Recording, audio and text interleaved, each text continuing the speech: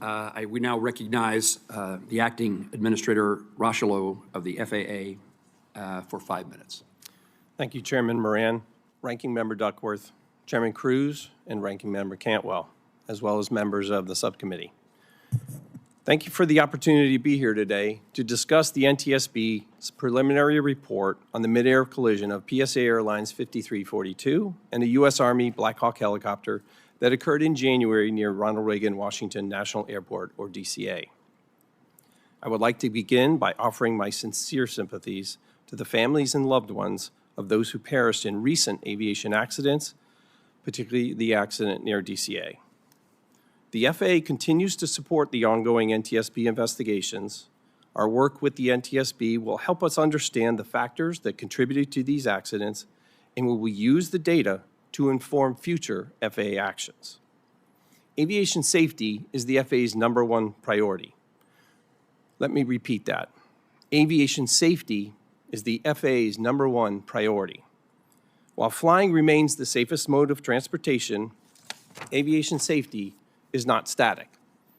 There's always room for improvement. The professionals at the FAA take their jobs very seriously and strive to ensure safety every day. But the fact of the matter is, we have to do better. We have to identify trends. We have to get smarter on how we use data.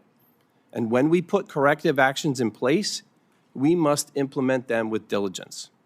I want to thank Chair Hamady and the entire NTSB team for their dedication in their ongoing investigation. Earlier this month, the NTSB issued an initial report and 2 urgent safety recommendations. The recommendations align with the actions the FAA took under Secretary Duffy's leadership immediately following the accident to restrict helicopter operations around DCA, eliminating mixed helicopter and fixed-wing traffic, and carefully developing alternative routes. Following the NTSB recommendations, the FAA took action to make these restrictions permanent.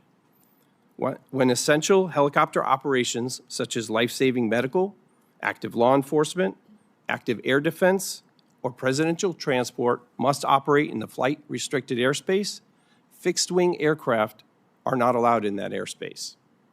We're also continuing to analyze other airports that have both established helicopter routes and nearby airplane traffic.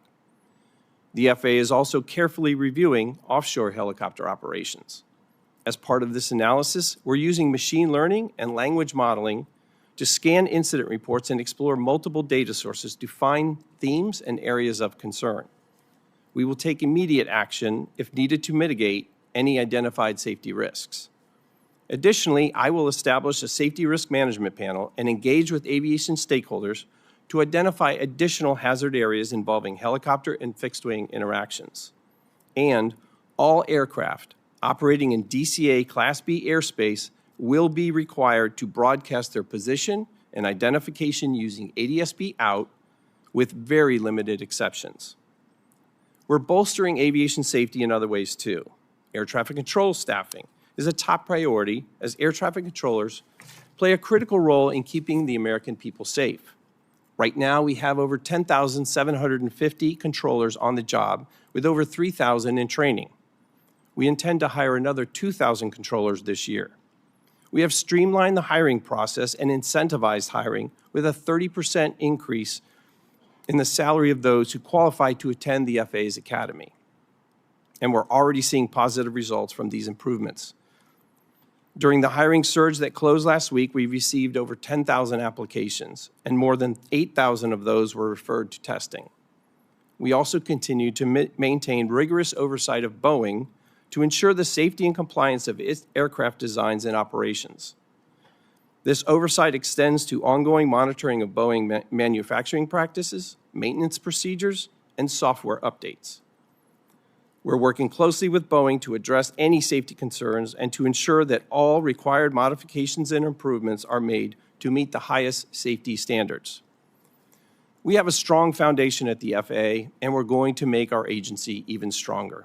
We are refocusing our energy and directing all of our resources to safety, and will continue to recruit, train, and retain the best and brightest for the FAA team. I thank you for the opportunity to testify today. I also thank President Trump and Secretary Duffy for putting their faith in me to lead the FAA during this time. The work we do at the FAA isn't easy, but it's vitally important to the American people, and I'm proud to once again be part of the FAA team. I look forward to your questions. Thank you.